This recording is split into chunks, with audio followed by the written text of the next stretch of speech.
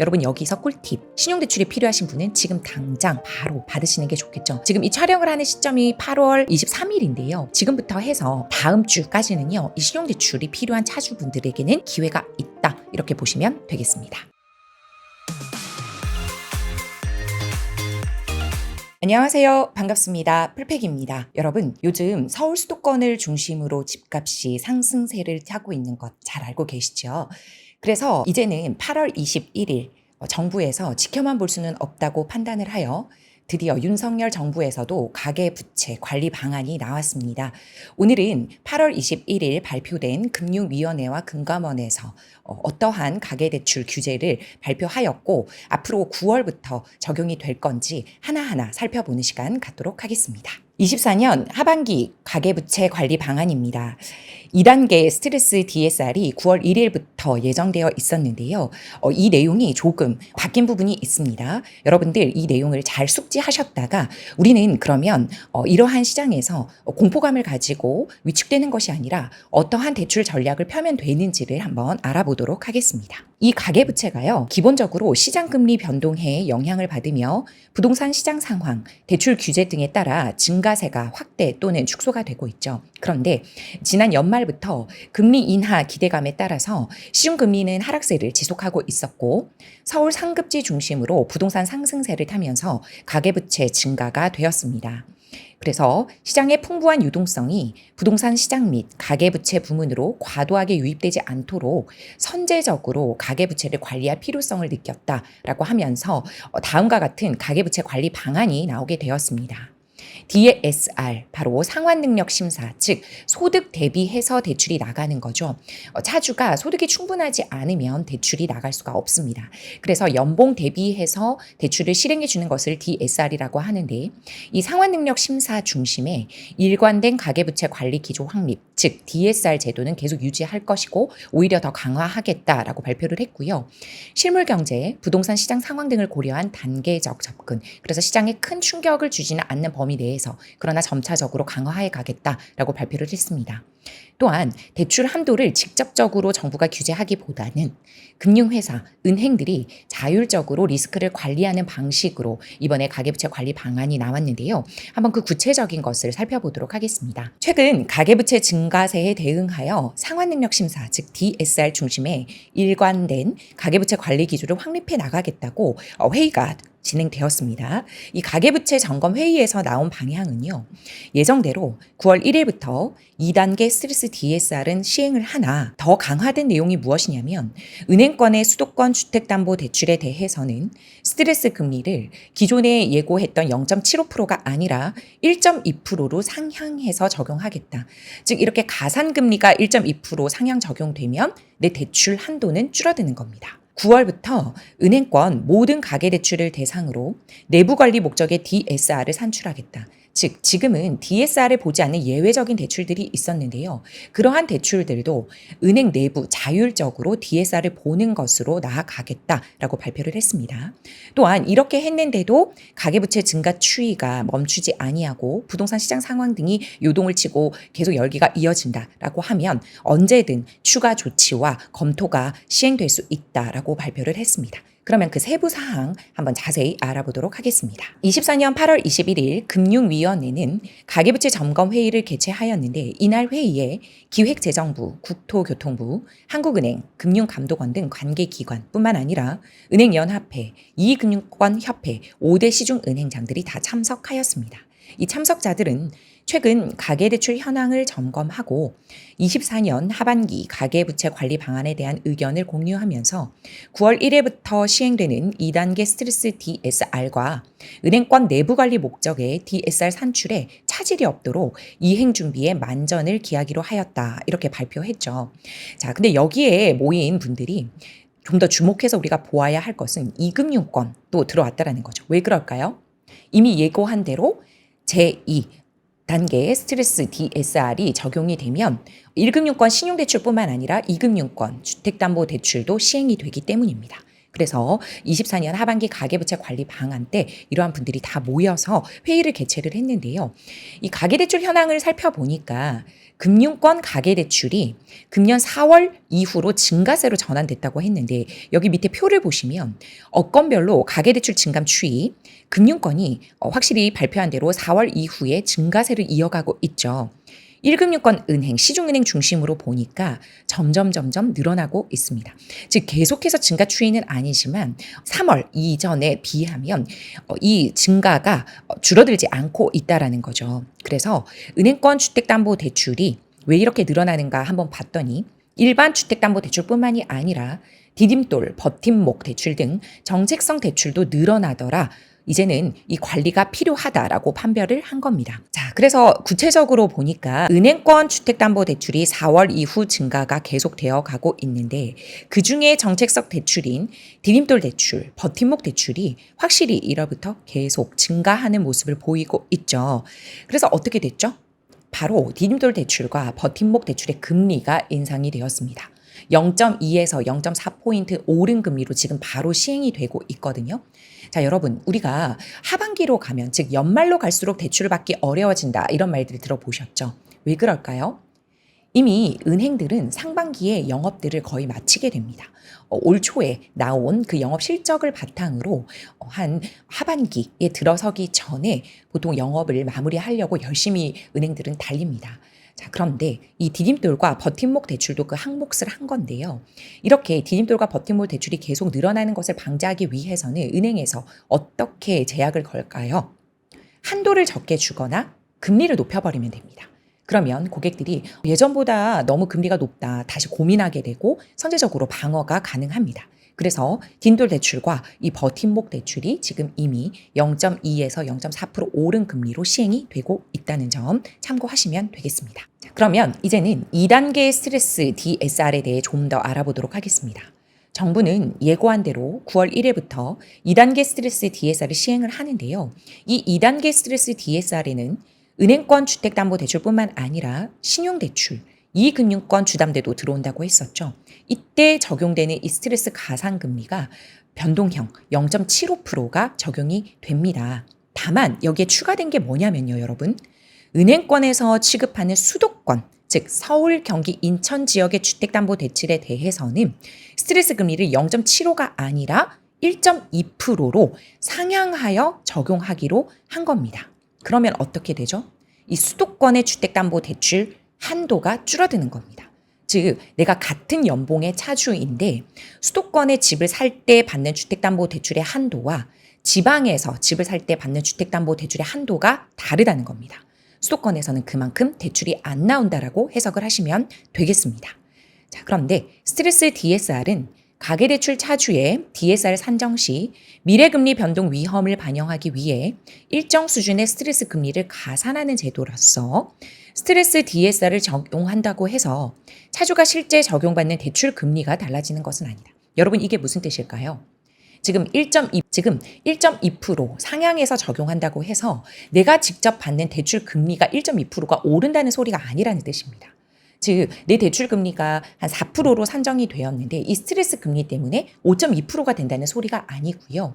이 스트레스 금리는 대출 한도를 산정할 때 가산되는 금리라고 보시면 됩니다. 그래서 내 실질 금리, 즉 내 결정 대출 금리에는 반영되지 않는다라고 해석하시면 되겠습니다. 또한 8월 31일까지 입주자 모집 공고가 시행된 집단 대출과 부동산 매매 계약이 체결된 일반 주택담보대출에 대해서는 종전 규정, 즉 1단계 스트레스 DSR을 적용하겠다라고 하는 거죠. 여러분, 이게 빈틈 전략입니다. 즉, 내가 지금 수도권에 집을 사야 하는데 대출 한도는 줄어들면 안 돼. 지금 스트레스 1단계 적용되는 이 대출 한도가 좋아 라고 하시는 분들은요.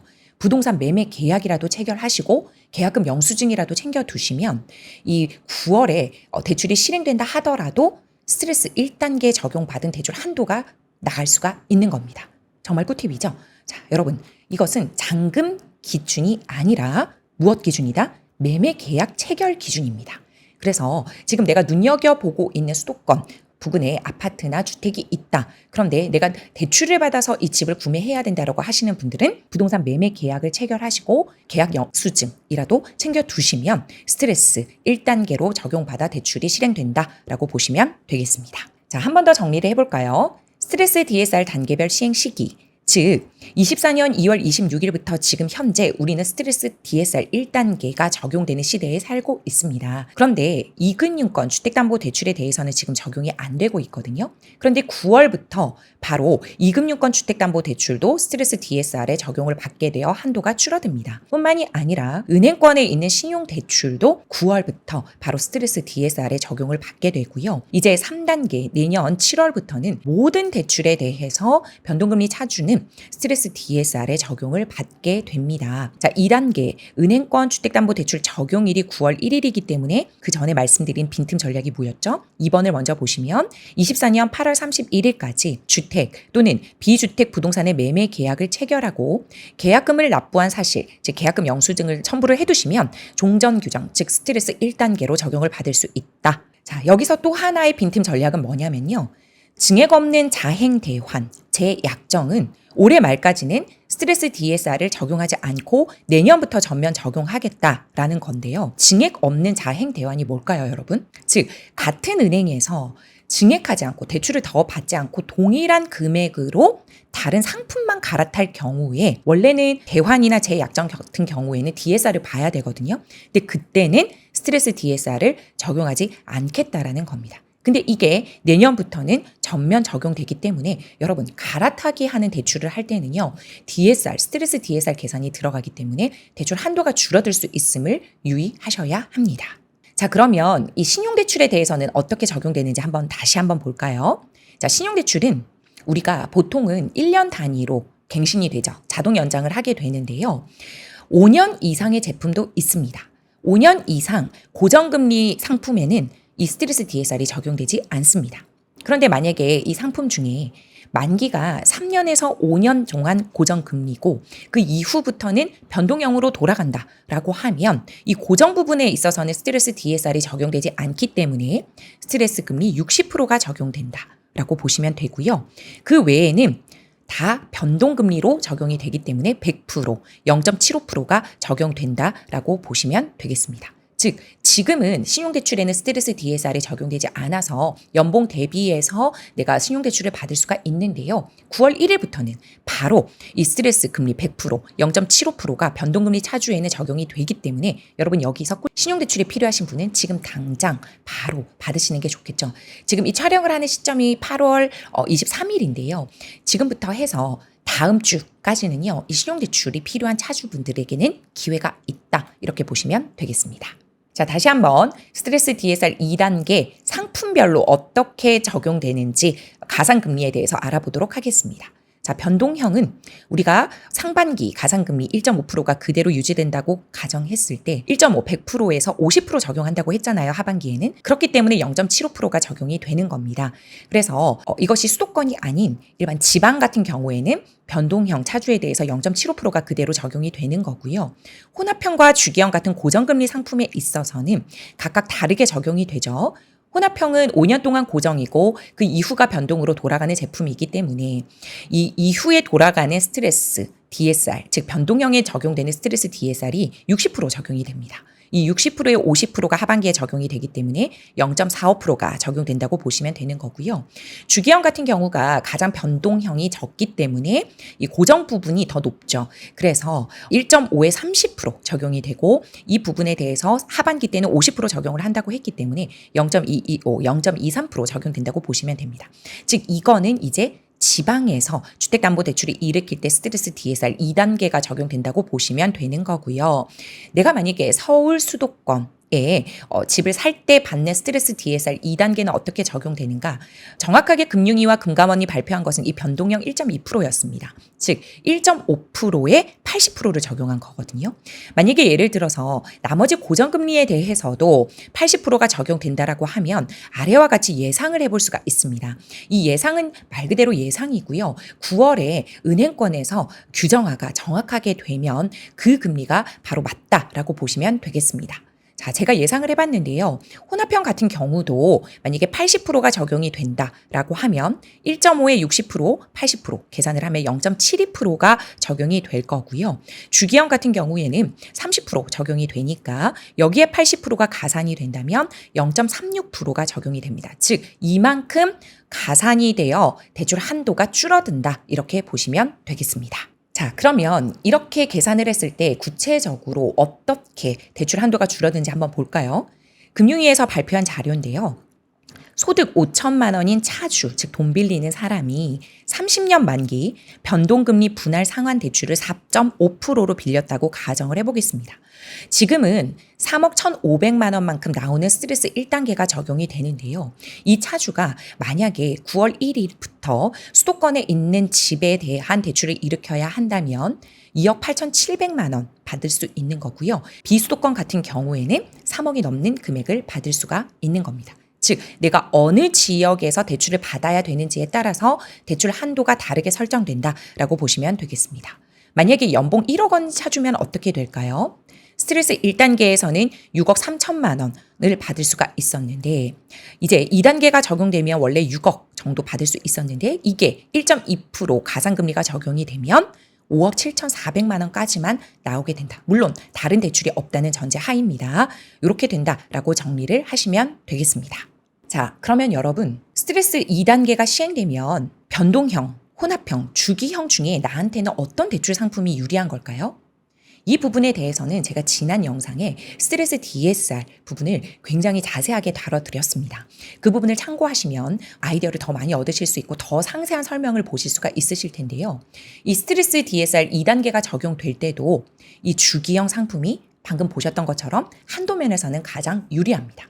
그런데 이제는요, 이 주기형 상품이 무조건 좋다라고 말할 수는 없는 게 한국은행 기준금리도 낮아질 뿐만 아니라 여러 가지 대외 시장적인 변동 사항이 있거든요. 또한 이 주기형 상품에 대한 영업 실적이 끝난 은행들이 나오고 있습니다. 그러면 이 주기형 상품을 더 이상 판매할 필요가 없다라고 생각되는 은행 같은 경우에는 지금처럼 주기형 대출에 금리적인 메리트를 줄 이유가 없겠죠. 즉 금리를 상승시킬 수도 있다라는 의미입니다.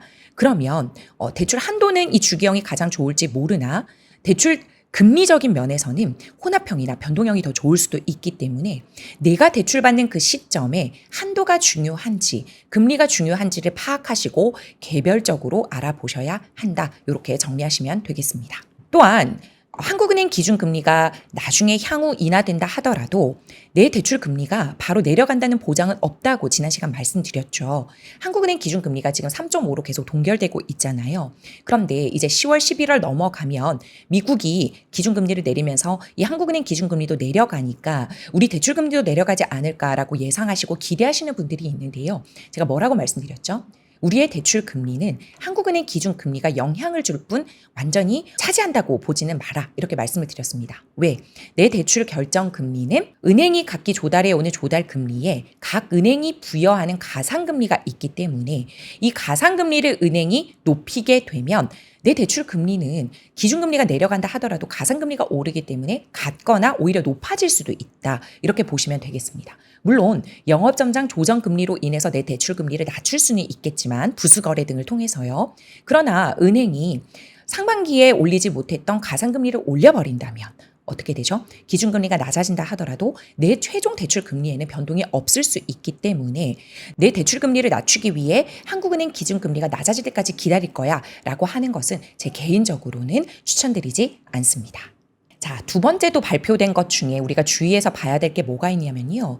은행권 내부 관리 목적으로 DSR을 산출하겠다라고 한 겁니다. 이게 무슨 말이냐면 은행권은 9월부터 신규로 취급하는 모든 가계대출입니다.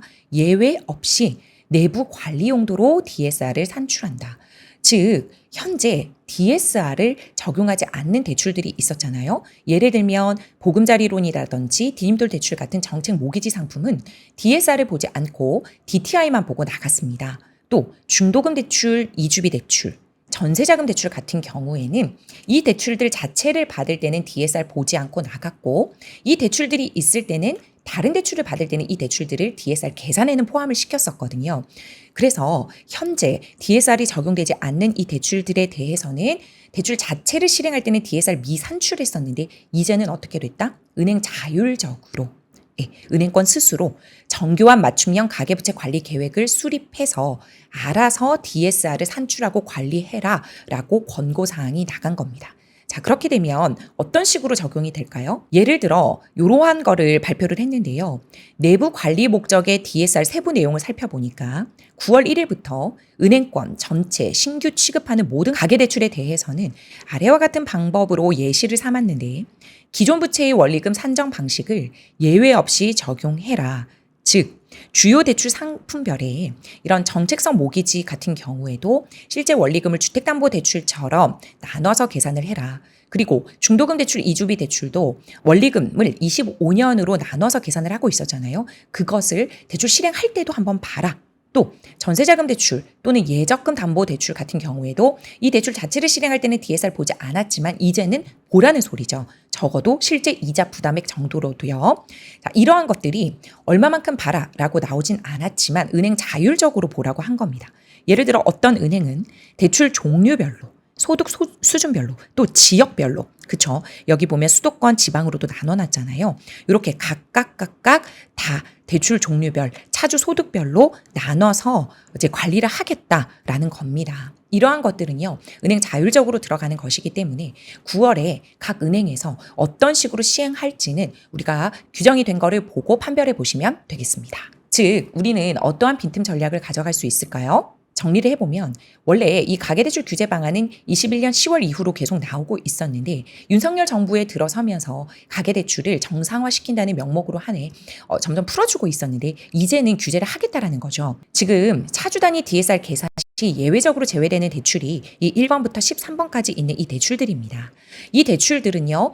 방금 전에 말씀드린 대로 이 대출 자체를 실행할 때는 DSR 보지 않는다고 했는데 이제는 은행 자율적으로 이 대출들을 실행할 때도 DSR을 보고 나가라라는 소리입니다. 자, 그러면 한번 봅시다. 지금 현재 DSR 부채 산정 방법을 보면은요. 아까 주택담보대출 같은 경우에는 분할 상환인 경우 우리가 30년, 40년 이렇게 나눠서 갚는 방식으로 우리가 주택담보대출을 설정을 하잖아요. 즉 내가 1억을 빌리는데 40년에 나눠서 갚을지 30년에 나눠서 갚을지에 따라서 원리금 상환 부담이 달라지는 겁니다. 그 원리금 상환 부담만큼이 DSR 비율이 차지하는 건데요. 이 DSR 시대에는 제가 뭐라고 말씀을 드렸죠? 만기가 긴 것이 유리합니다. 즉 같은 조건이면 30년보다는 40년을 선택하는 것이 대출 만기를 늘리는 것이 내 대출 한도를 높이는 방법입니다. 그래서 이러한 중도금, 이주비 같은 경우에도요.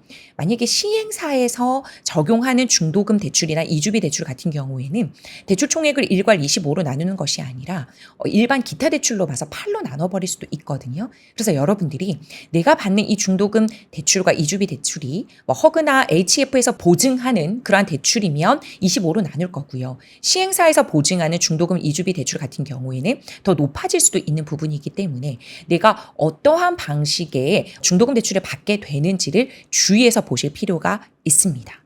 주택담보대출 이외의 기타 대출에 대해서는요. 아래와 같이 이렇게 DSR 계산을 산정하고 있었는데요. 지금 우리가 말이 나올 수 있는 게 이 전세자금 대출이 이제는 이자 부분에 대해서는 계산이 들어갈 것 같습니다. 근데 지금 사실은 이자 부분은요. 우리가 DSR 산정할 때도 원래 들어가고 있었지만 이 대출 자체 받을 때는 보지 않고 있었단 말이죠. 그런데 이자 부분만 계산해서 들어간다면 상당히 부담은 있을 겁니다. 그러나 DTI를 보는 효과처럼 그렇게 크게 이렇게 우리 시장 상황을 흔들거나 우리가 예상하는 방법대로 이제 전세자금 대출이 아예 안 나올 거야 이렇게 생각하실 필요는 없어요. 그러나 만약에 말씀하셨듯이 이 가계부채 증가가 속도가 조절이 되지 않고 계속 늘어난다. 이 가계부채 관리를 좀 더 해야겠다라고 하는 방안이 들어오게 되면 핀셋 규제로 들어갈 수가 있는 게 이 전세자 대출입니다. 어떻게? 임대인의 보증금에 포함을 시킬지 아니면 지금처럼 임차인의 이자 부분에 대한 DSR만 적용을 할지에 따라서도 갭 투자가 막힌다든지 향후 시장 방향이 굉장히 달라질 겁니다. 그래서 이 전세자금 대출에 대해서는 누구에게 핀셋으로 적용을 해서 어떻게 적용될지를 여러분들이 보시고 나아가시면서 전략을 펼치셔야 할 겁니다. 또 전세 보증금 담보대출 같은 경우에는 대출 총액을 4로 나눠버리는 DSR에서는 가장 불리한 대출입니다. 즉 내가 전세자금 대출을 받고 있는데 중간에 갈아탈 때는 이 전세 보증금 담보대출이 된다고 했잖아요. 그렇기 때문에 중간에 갈아타는 전세자금 대출은 연봉이 많이 높지 않고서는 이 DSR의 문턱을 넘기가 힘듭니다. 그래서 주의해서 움직이셔야 하는 거고요. 비주택 담보대출 같은 경우에 오피스텔이 대표적으로 있었잖아요. 이 오피스텔은 분할 상환인 경우에는 일반 주택담보대출처럼 30년, 35년으로 나눠서 계산을 하기 때문에 DSR, 가계부채에서는 이제 크게 영향을 주지 않겠지만 어떻게 되죠? 만기 일시 상환이 될 경우에는 대출 총액을 8로 나눠버리기 때문에 잔금 맞추기 힘들 겁니다. 그래서 오피스텔은 분할 상환으로 꼭 가셔서 대출 만기를 측정하시는 게 좋습니다. 또 신용대출은 보통 상환 방식 무관하게 대출 총액을 5로 나누기 있었기 때문에 DSR에서 굉장히 불리한 대출 중에 하나였는데요. 분할 상환인 경우에는 대출 총액을 약정 만기, 즉 5년이면 5년, 10년이면 10년으로 나눠주기 때문에 이러한 신용대출 같은 경우에는 원리금을 나눠서 갚는 제품이 많거든요. 그럼에도 불구하고 내가 신용대출 때문에 DSR이 많이 차지한다라고 하시는 분들은 분할 상환으로 가시는 걸 추천을 드립니다. 꿀팁이 되겠죠. 자, 그래서 여러분들 이제 우리가 정리를 해보면요. 은행권 내부 관리 목적으로 이제는 이 DSR이 산출되고 모든 대출에 대해서 예외 없이 적용이 되기 때문에 각 은행별로 이제는 경쟁이 치열해질 겁니다. 즉 전세자금 대출에 영업실적이 아직 남아있는 은행 같은 경우에는 이 DSR을 이자 정도만 보는 굉장히 스무스한 방법으로 이제 규정이 나올 거고요. 이미 상반기 영업실적이 다 끝난 그런 은행 같은 경우에는 가차 없이 바로 DSR을 적용을 해서 모든 대출에 대해서 문턱을 높일 겁니다. 그래서 우리가 내가 받을 수 있는 은행 한 곳 찾기 싸움이 더 치열해질 것으로 보입니다. 자, 여러분 지금까지 8월 21일 나온 가계부채 관리 방안에 대해서 알아보았습니다. 자, 정리를 하게 되면 수도권, 서울, 경기, 인천 중심으로 하는 주택담보대출에 대해서는 변동형 차주에 대해서 스트레스 DSR 2단계를 적용할 때 기존에 발표한 0.75%가 아니라 1.2% 상향하겠다. 그래서 내 대출 한도가 더 줄어드는구나. 이렇게 정리하시면 되는 거고요. 비수도권은 원래대로 발표한 대로 0.75% 적용되는 걸로 계산하시면 되겠습니다. 또한 하나 더 나온 것이 이제는 9월 1일부터 은행 자율적으로 모든 대출에 대해서 DSR을 산정하게 되어 있습니다. 그래서 DSR을 보지 않고 예외적으로 적용해줬던 대출들에 대해서도 이제는 DSR 계산에 들어가게 됩니다. 그래서 이제는 우리에게 대출해주는 그 은행 한 곳 찾기 싸움이 더 치열해졌다라고 보시면 되겠습니다. 여러분들, 그러나 이러한 대출 규제가 나온다라는 것은 우리의 심리를 얼어붙게 만들고 겁을 주기 위함이거든요. 우리 투자자들은요, 그리고 내 집 마련을 하고 갈아타기를 해서 자산을 증식시키려는 분들은 이러한 대책이 나올 때마다 소심해지는 것이 아니라 빈틈 전략은 무엇일까? 내가 지금 이 상황에서 대응해야 하는 전략들은 무엇일까에 더 초점을 맞추시는 게 맞습니다. 그렇게 긍정적인 회로를 돌리게 되면 결국은 나에게 대출해주는 한 은행 찾기 싸움에서 승리하게 되고 오히려 이렇게 위기를 만날 때 오히려 기회가 되는 시장을 만날 수도 있습니다. 그것이 찐 투자자이고요. 내 자산을 증식시킬 수 있는 좋은 빚을 활용하는 대출력이 있는 투자자일 겁니다. 여러분들의 성투를 계속 응원하겠습니다. 감사합니다.